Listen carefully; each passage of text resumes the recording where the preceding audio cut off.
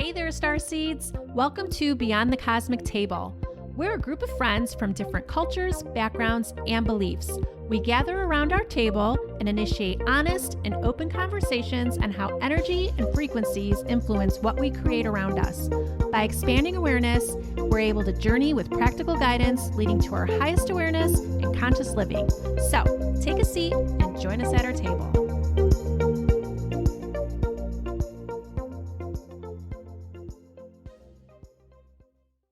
In this episode, Ebby sits with Rose. Rose has had quite the spiritual journey. Listen in as she shares it all. From her big move from Texas that her new psychic friend Ebby with her tarot cards had predicted, to her new home in Illinois, and her evolution to higher consciousness and how it has changed her life. Hi, everybody. This is Ebby Salinas, and I'm here with Rose White Morales. And Rose, oh my God, Rose, it's been a crazy 3 years, going on 4 years. Can you believe we're going on 4 years? Yeah, I know, it's so amazing. And I'm so excited about tonight because one of the main things that a lot of people come to us for is manifesting. And I have to say, I don't think I've met anybody who is quite the manifesting queen as you are. I've met a lot of queens. I've met a lot of queens, but yes, you have. But to say they are manifesting queens at the level that you are is, I mean, it's really great. So let's jump right into your story, Rose. You came here from Texas, I did. How about if you get us started with that? Like, who was Rose before you got to our table? Well, I was just a shell of a person before I met my tribe. Weren't we all? We were. We were just shell of souls walking prior around to the cosmic people. Yeah. I was a half Asian, half Caucasian woman back in Texas. My mother is Asian. My father is from Wisconsin. We were living in Texas. And I have to say that at the time, 4 years ago, I had been with my company, my work company at the time. I had been with them probably, I think when I met you, I'd been with them like 15 years. I ended up staying with them for it was just a few years later that I would leave. And I had been there since I was 23, 24. And I was in my 40s. So I had raised children, graduated children, like put them in kindergarten and graduated them, which by the way is a task in itself. Yes, it is. Yeah. So I had, graduated kids working at where I was working. I was just trying to be the best daughter I could be to my mom. I was trying to be the best sister I could be to my sisters. I was already the best wife to my husband. I mean, that is no question ever. Yeah, I heard you had him sign that off on a contract. Suspiciously, he cannot find that contract anymore. But, I was just trying to be the best person I could be for everybody else and losing myself every day in the process. Well, it's really, is it a common thing I know my sister stayed at her job for a long time also, but is it a common thing for somebody of your age group and generation to be in one company for that long? So would it be safe to say that change was not something that really came to you very much, or did you like that same old? Oh, that would be hitting the nail on the head, Abby. Like, change was not in my comfort zone. Oh, like, wow. I had never been more than 15 minutes away from my sisters. Wow. I'd never lived 15 minutes away from my parents, away from John's parents. John, was different. John, the husband, was different. He's always lived where he felt best for him to live. He never geared his life towards siblings or towards parents. He always moved wherever he would do best, you know? But so he was kind of acclimated to me and my surroundings and my, at the time, inability to want to change anything. So basically, I found myself working for a company for 20 years and never being anywhere outside of a 20-minute radius of everyone I ever knew. Wow. Yeah. So how did you get here? Well, I knew this psychic lady who liked to throw tarot cards. She kept telling me, who by the way is you, she kept telling me, she's like, you know, I see you up north, Rose. I see you moving. And one of my dear friends, she also saw moving up there as well. And as you all know, if you've had a Ebby tarot card reading, 10 out of 10 times, those card readings are pretty accurate. So your friend Delilah is already here in Chicago, and it's just kind of in the back of my mind. I come for a spring break trip, summer of 2014. My husband had previously lived in Illinois, not by choice. He moved back to Texas, and that's how we met. So when we came and visited a spring break in Illinois, we just felt like it was home. Like we were coming back home. We were like kids in a candy store, running through downtown Chicago, just him showing me the towns he had lived in, the homes he grew up in. And cool. Yeah, and I just felt like it was home. Yeah, I mean, he took me to, it's so funny. He took me to his old high school and he's like, well, you know, if we were dating back when I was in high school, this is the little hot dog stand I would have taken you to. I'm like, well, that's cute, but you also remember, due to our age difference, you would have had to check me out of my first grade classroom. And that would have been really weird. It still is. It still is. So then how did you get here? Yeah. And so this is where we're going to retire. We find the home of our dreams.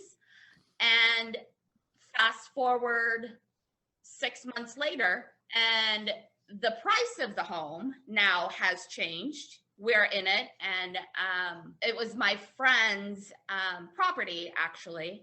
And make a long story short, we had to renegotiate the price of the home, and it was just not in our abilities at the time to finance the home at that price. And so I had this horrible news to go home to, and I come home and I tell him, hey, you know, I've got some not great news for us. And he's like, well, I kind of have news for us too. And I think I kind of want to go first. So he tells me his news, and the news is that his job would like to transfer him to Illinois, back to Illinois. That was so crazy. That was so crazy, wasn't it? It was so crazy because on that within the week, I was still soaking in the information, right? I mean, this was our dream home that we're no longer going to be in, soaking in that information, soaking in the information that change is happening. Like, I'm no longer going to be 15 minutes from anybody I ever knew, right? And within the week, I was already on realtor.com looking for houses when you called. And first he told me that I had been replaced by a new Leo. Yeah. What's taking you so long? Yeah. You're like, listen, I've given up and I found a new Leo. And I'll be honest, I have kind of fallen deeply, madly in lesbian love with that new Leo too. Well, that Leo yelled at me for saying that to you. She can do no wrong. I don't care. Okay, back to you. Back to me, focus. Yeah, so you call, I tell you, I am looking at homes in Illinois, and within 3 months we were there. Yes, it was fast. It was very fast. And you definitely, like, I knew I had taken a leap, right?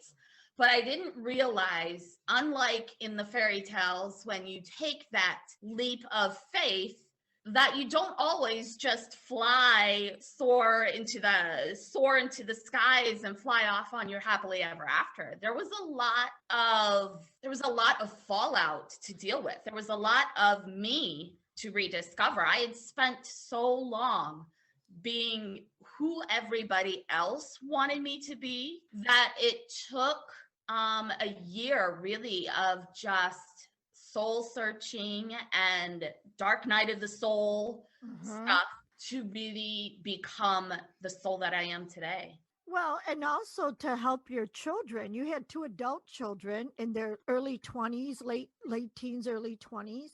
Yep. And then you had a young one, and that's a lot of adjustment for them. So it was so cool that you could be there. But here's the other part. A lot of people think, you know what, I'm going to take this leap of faith, and obviously it's going to be better. Obviously, I'm going from where I'm at to better. And Yeah. instead, you went from what, 3,000 square foot home to Yeah. what size was that? Because you were like, okay, I mean, am I going to have a house as big as this? No. No. Am I going to have a job that pays me what I get paid now? Yeah, nope. Not going to have that either. No. And so there was a lot of no's when you were asking, Yeah. but yet you still did it. I trusted. Yeah, I that was had to amazing. Trust. Yeah. Yeah. I had to trust. And so I come here, and you and the lovely Jamie Darrow had just put together a group of girls, a group of women that were like-minded, that loved meeting face to face with each other, loved talking about aliens and where did our souls go and where have our souls been and what's beyond the galaxy, and let's get in a spaceship and fly off together during a meditation.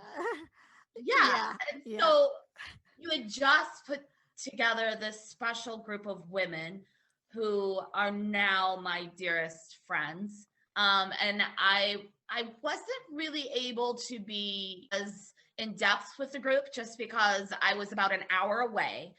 You guys were meeting up every Thursday. Right. I would occasionally make every other, at least every other meeting I was trying to make the occasional one. But more importantly, I started going to there was a pendulum class that was being offered by Jamie. So you mentioned you were going to be there. Delilah was going. So I made the journey out there. And I think that was kind of the catalyst to the fast track, right? So we do that. James has also started to put together her alchemy classes at the time. Right.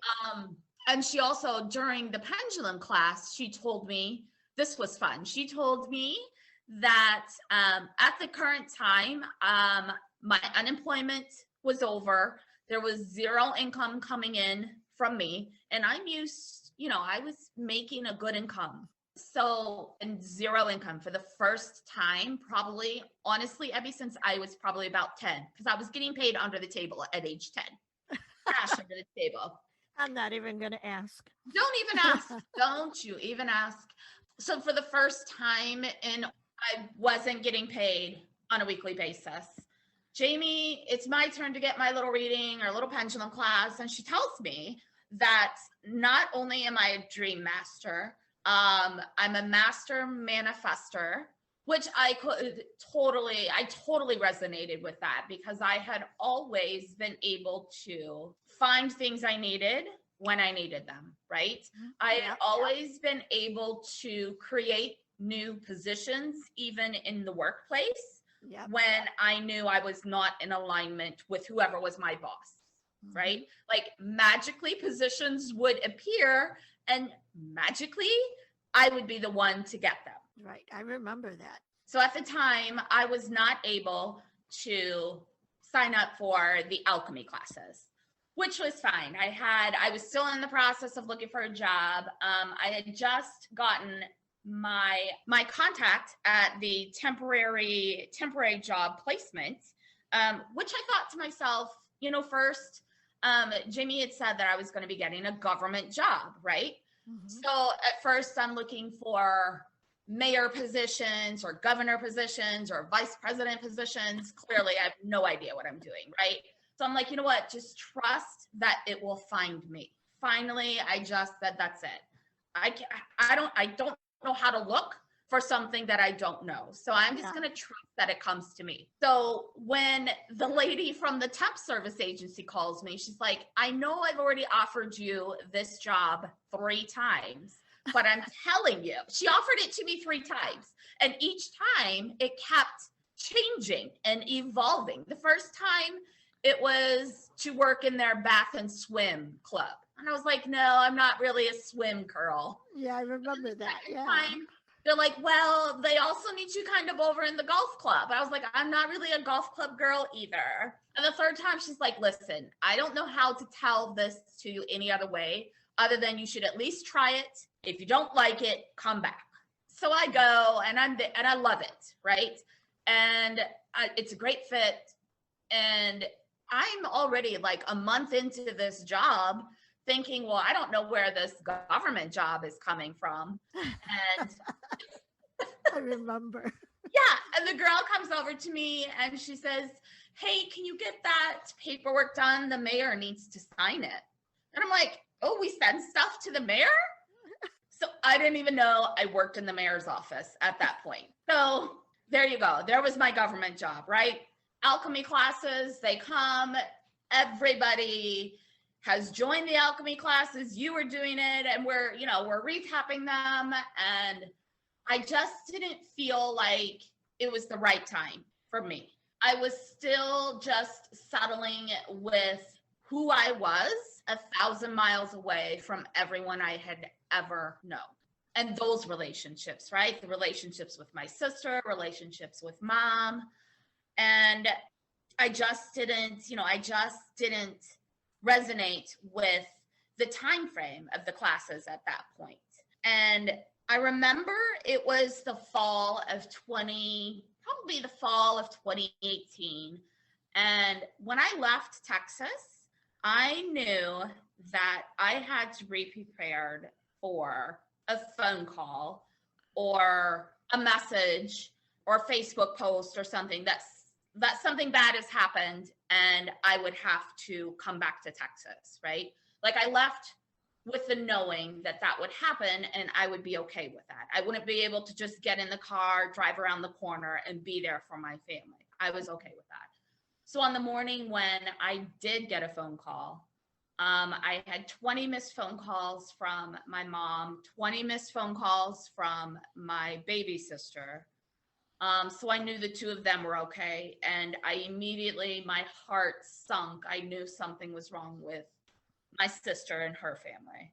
Mhm. And it just so happened that my sister was okay, but her husband had passed. Mhm. And it was due to suicide. Mhm. And I think going back there, which was probably the longest week of my life since being here. Yeah, that was tough. Yeah, that is tough, when you're so far away from family and you just want to jump in your car and be there. Mhm. And then when you are there, what do you say? Yeah. So I came back. We got things settled there in Texas. I came back and I just dived into the metaphysical world, like understanding my relationship with my sister, understanding that relationship with my mom, and being able to have conversations with them without reacting, like Right. letting them have their moments, but also me being able to listen and not react. So That's true. Not having a trigger come through.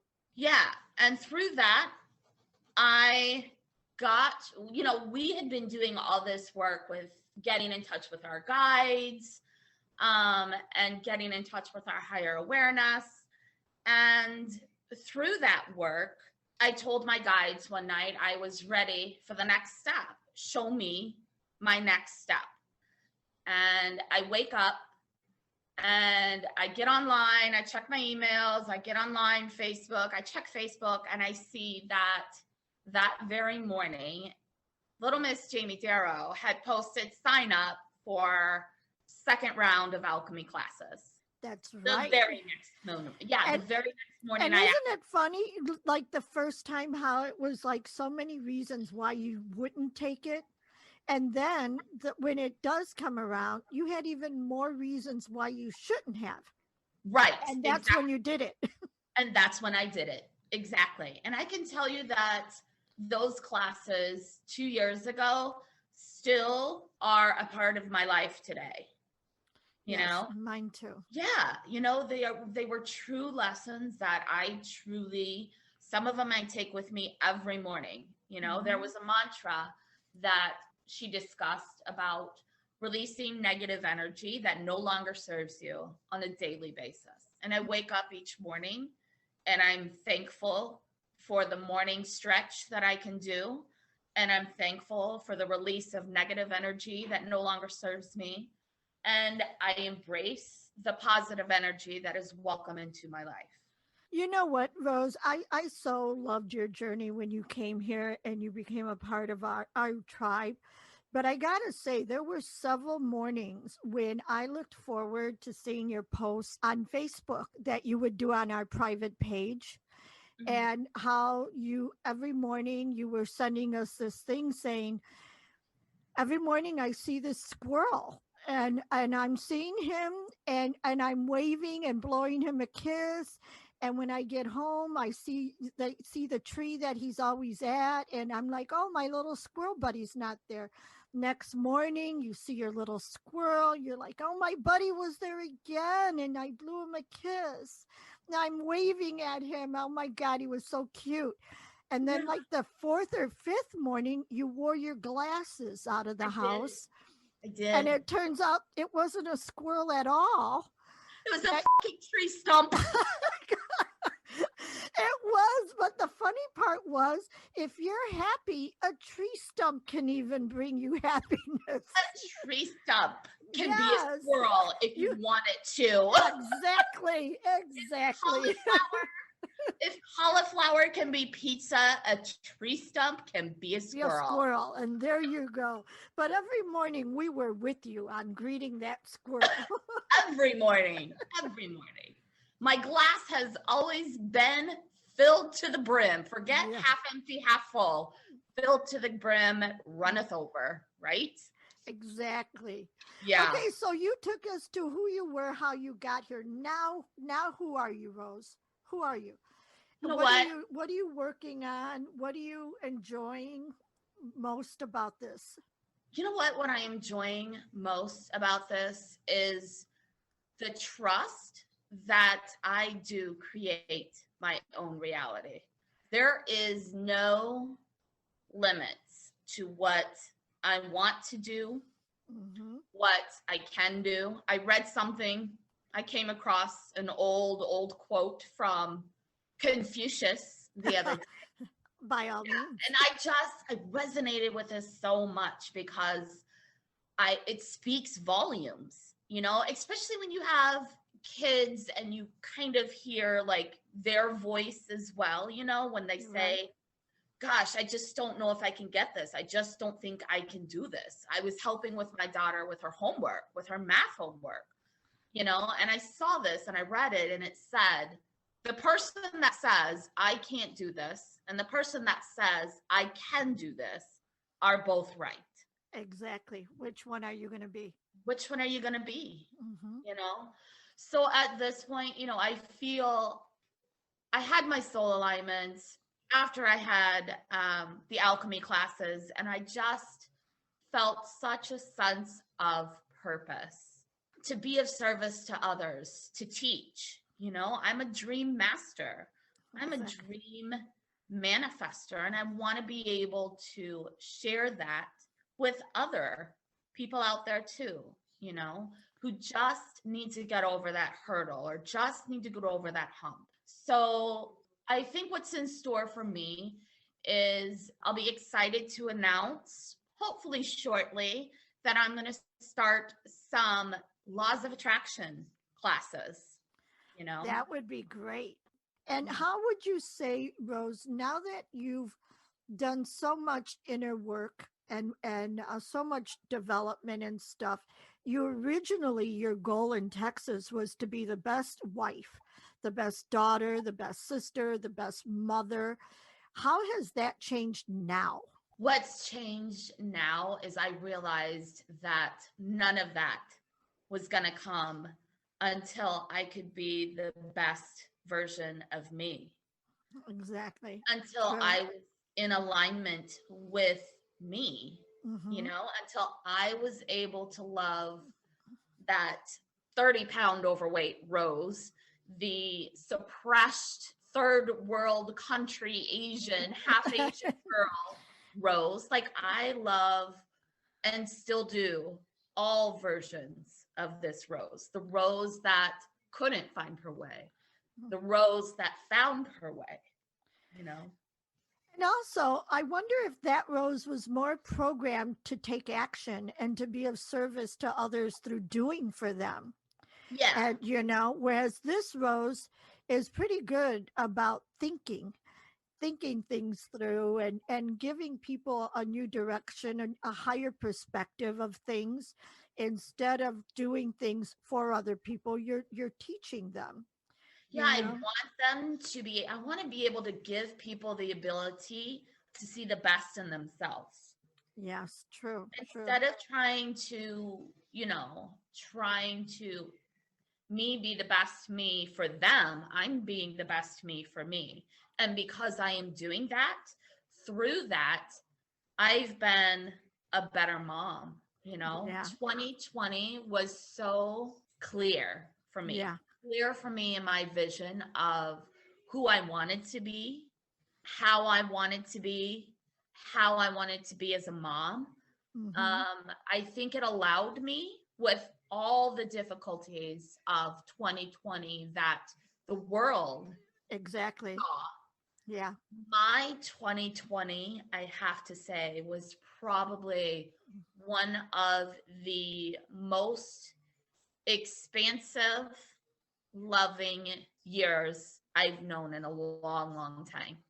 Yes, you're so right. On that note, that's a lovely way to wrap this up. Rose, I can't tell you how much I love you, and I'm so happy you're here with us. I And love you you bring too, so Ebby. much, you bring so much to our table. And Aw. that said, take it away, Kim. Thank you, ladies. I was feeling so much love listening in on the two of you. And Rose, you always keep us laughing. I am so excited for your next step with teaching others all about the law of attraction and how to become a master manifester just like you. Thank you, everyone, for listening. Please, if you haven't already, subscribe to our channel. Follow us on Spotify. Follow us on Instagram at Beyond the Cosmic Table. And we will see you in the next episode. Bye.